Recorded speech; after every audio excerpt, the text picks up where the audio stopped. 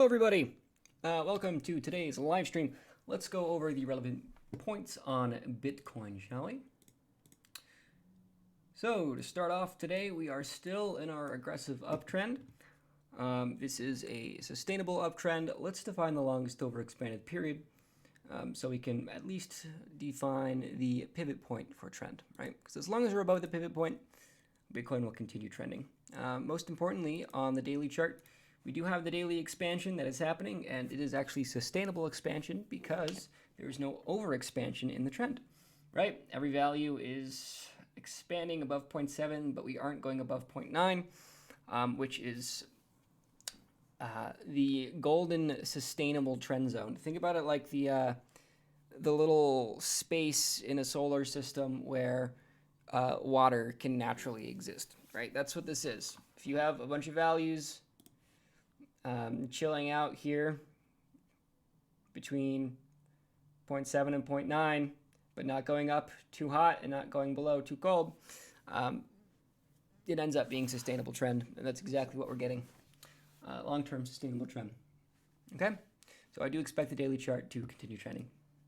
However, if we break the following pivot, I would be inclined to say trend is over, and I will take partial profits. So right now, our current pivot for trend is 9,500. All right, a few streams ago, we looked at this 9,000 mark as our pivot point for trend, and I did recommend longs right on that pivot. Lo and behold, trend continuation has since continued.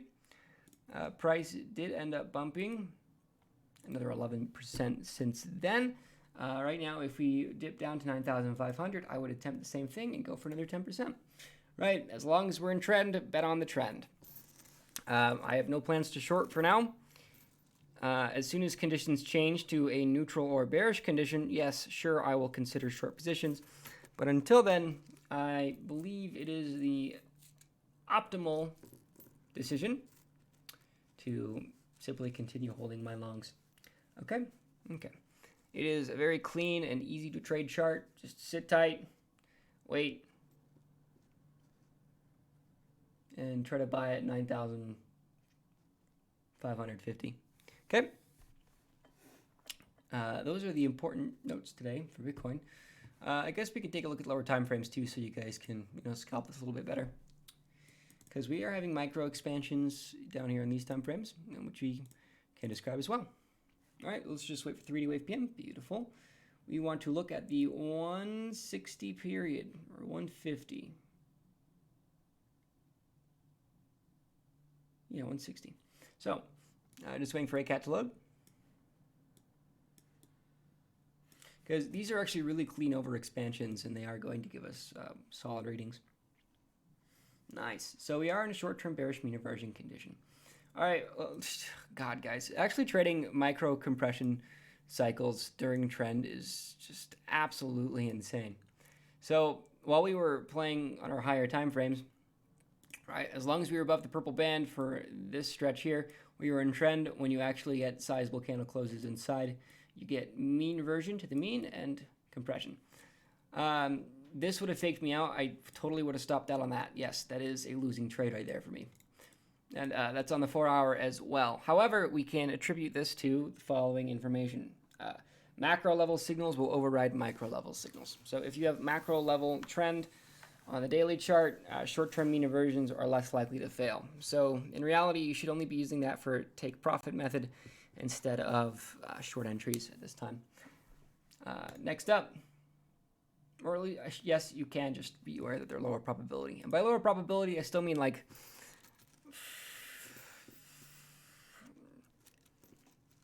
they're going to be closer to 50%. Right? Usually mean reversions are higher than that, but just be aware that the probability is going to be lower if you have macro level bullish expansion and you have a bearish mean reversion condition. All right, next up. This is a nice one. You get the beginning of trend.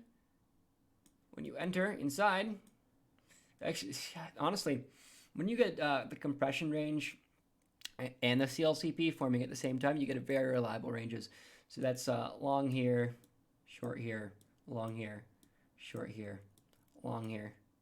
And then, because your 0.7 value on the longest overexpanded period goes below the 0.4 value, you know that the compression range is able to end. So you do not short here because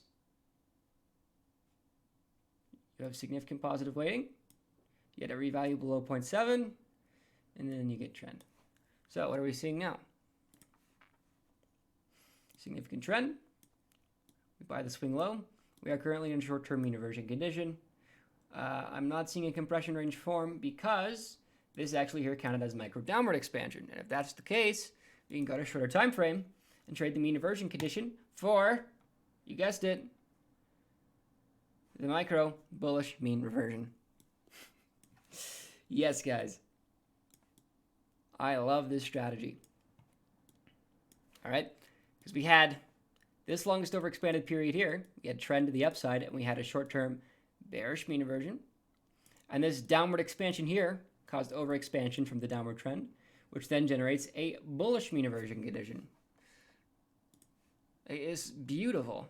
All right, so what do we say, guys? All right, watch this. Longest overexpanded period here is 265. All right, I'm just going to set up a 265 period on this Bollinger Band. You're going to love this.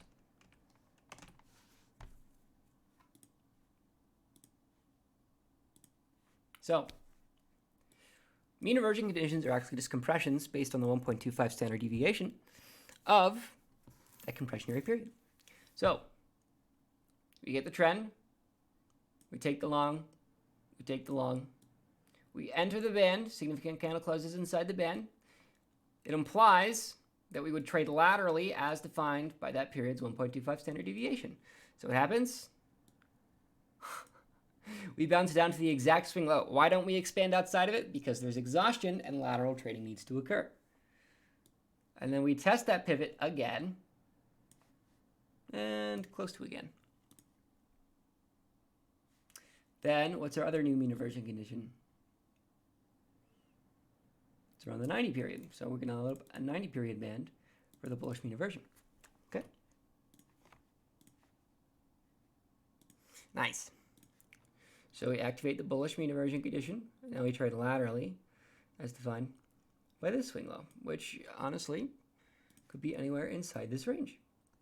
So because you have a compressionary period, but there is more upside on the compressionary period than downside, right? Because you have these two intersecting compressions. One is here, right? And one is here. So if you have these two compressionary ranges and you are at the swing low or the bottom edge of those compressionary ranges, think about this, guys. All right, like let's play you're playing one of those peg dropping games, okay? Like the marble dropping games where you have like the box,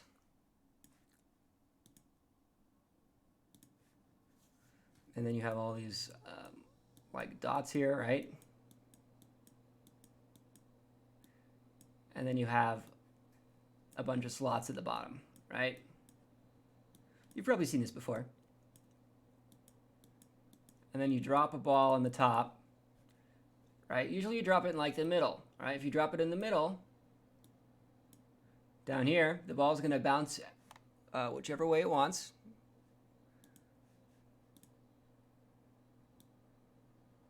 Right? So you drop the ball and it bounces, bang, bing, bong, boom, bing. And then you do that 100 times, and then you're actually going to end up with a distribution of data, right? So what's it going to look like at the end? Well, it's going to look like a bell curve, right? Where most land in the middle, fewer land on the side. Okay? So if you have two compressionary periods, like we're seeing here, with one compressionary period, two compressionary period, okay? And you are at the bottom of each one of those. That's the equivalent of dropping your balls on this side. Okay? Which means the middle of your distribution, and let's actually just drag this, shall we? which means your distribution would look like this, okay? However, what are the chances you're going to get balls flopping over here on the outside of the game? Very, very low. So where do all the data points distribute? This way. Right, that's the same thing. We are dropping the coins in on one far side. So the distribution, and let's draw the bell curve again, is going to look like this. Okay. Does that make sense, guys? So it's more likely that, yes, you're going to get most of your data points down here. But when you do get the outliers, it's going to go up. Ladies and gentlemen, welcome to the basics of volatility theory. All right, so at this current time, yes, it is a very good idea to take long positions. All right, so when the value of the longest overexpanded period, which is this red band here, goes below the 0.7 value, which means it would turn green, or say the 90 period is up here, it would go down here, below 0.7. That means that the wall right here disappears, which means we can then once again create a new distributional center, and we realign the ball dropping game. Make sense? I hope so. All right, let's check the YouTube comments.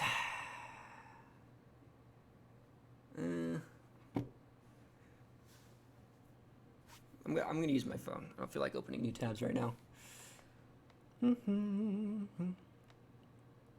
So what do you guys think about that? Was that educational? I need a cup of water. God damn.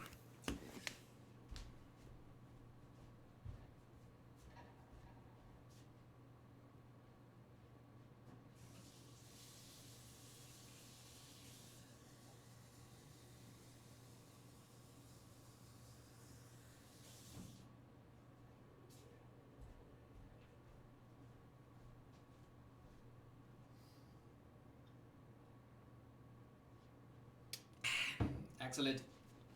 I've returned. Okay.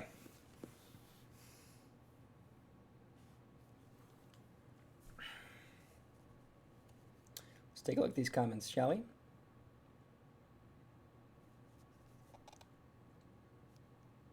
Link if you can. Do you take mostly 4-hour CCI rolls? Yeah, for Bitcoin, I think 4 hours is a pretty good time frame to do so. TUNV says, I just want to thank you for sharing your knowledge with us. It's my pleasure, man. I enjoy doing this. Yes, Luca, I will now check link for you. Let's do it. So I think link's on the verge of breaking out. And it has to do with the daily chart.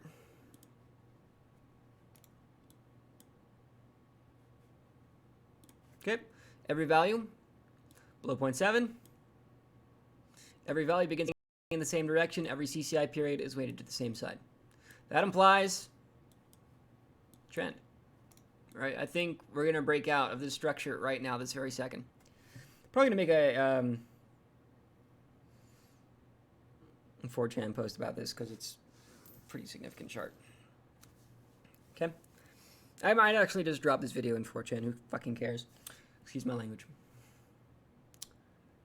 It's been a while since I cursed on stream. Anyway, last time we had a signal like this was this candle here. And I'm going to turn my lines back on. Hold on. Oop, arrows. So, what do we see here?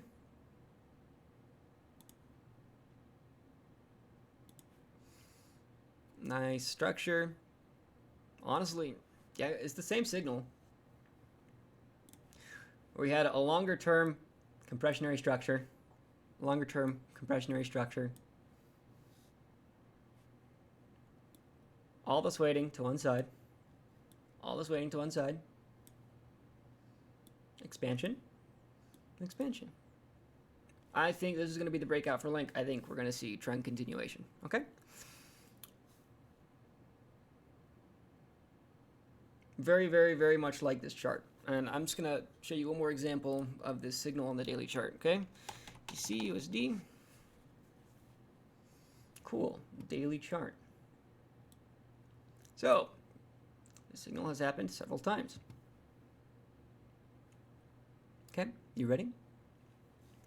One, right here. On all of this candle.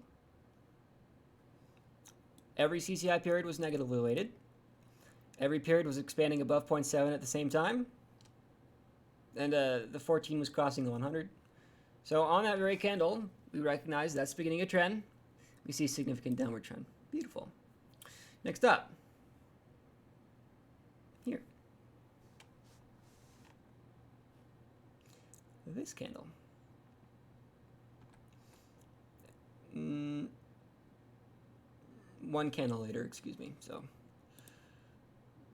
the day before the spike. Or day of. Let's say day of. So this upward move here. Every period is positively weighted. 14 expands above the 0.7. Results in significant trend. Most recently, and what we called recently,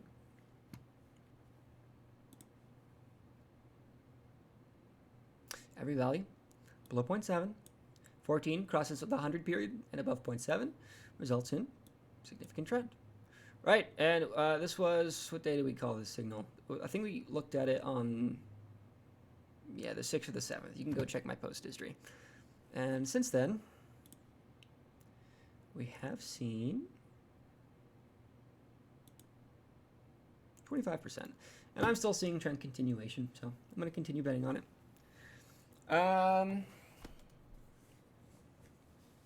Beautiful. Yeah, so I think Link's going to run. I think Bitcoin's going to continue to run. And then, you know what's great about this? As soon as we actually enter mean reversion on any of our relevant time frames, we can just take profit. All right, we're already in profit. It's very little risk. I'm just going to stay long until we're no longer in trend. So keep an eye on Link. Keep an eye on Bitcoin. Can I look at ENJ pretty please? Sure, man.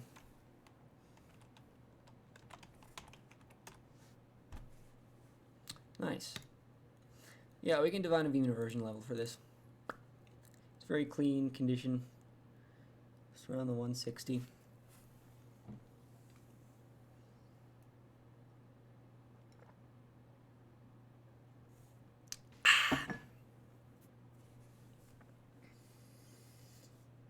I got my new Dyson today. This is what they sound like. Look pretty cool. I'll show you some pictures. Oh yeah, that's great. So, bouncing the mean reversion condition. Very nice. Yeah, we got this trend line here. Just try to trade it. So, down to 12.89, and as you go farther up to like 13.48. So, you know, you can just set up a buy range on that pivot right there. See if you get continuation. You know, if you actually, okay, you just try going long, and if you go below 12.50, you can stop out, okay? TNV says, I'm just trying to begin trading, and I like your approach. Thanks, man.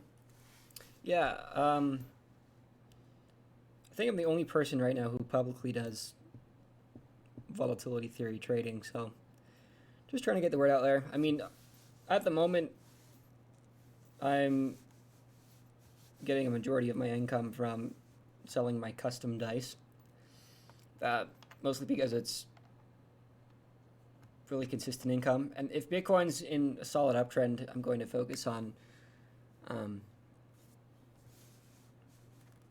you know, my other methods of generating income. Because if I have a method of passively generating income with Bitcoin, right? Because if we're in a trending market, I don't need to micromanage. If we're in a compressing market, yes, I will sit down and trade all day. Actually, I'll show you. Yeah, these are the dice I'm working on right now. I just received them today, but I wanted to cut out some internal geometry to save costs, so I did that. They're looking pretty good. And for you trading view folks, I'm sorry. Oh, hello everybody. Looks like, wow, 20 minutes already? Jesus, fuck. Okay. That's pretty much it today.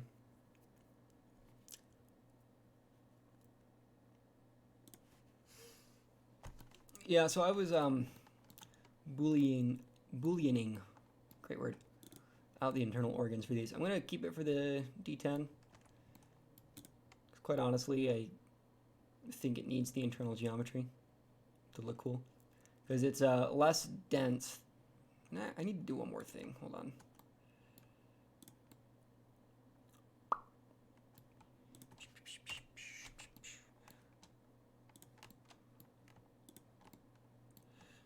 Because I noticed something. I can actually balance it on top of the points there. This here I can balance it on, so I'm just going to get rid of that feature. So I received I finished making the prototypes today.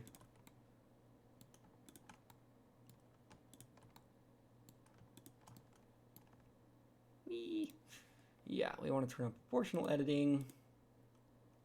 Connected only. And what's the best way to do this?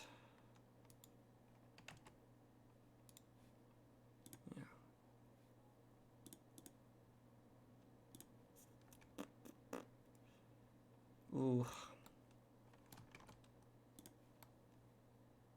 I really don't want to do these individually, but I might have to. Oh, individual origins. What am I doing?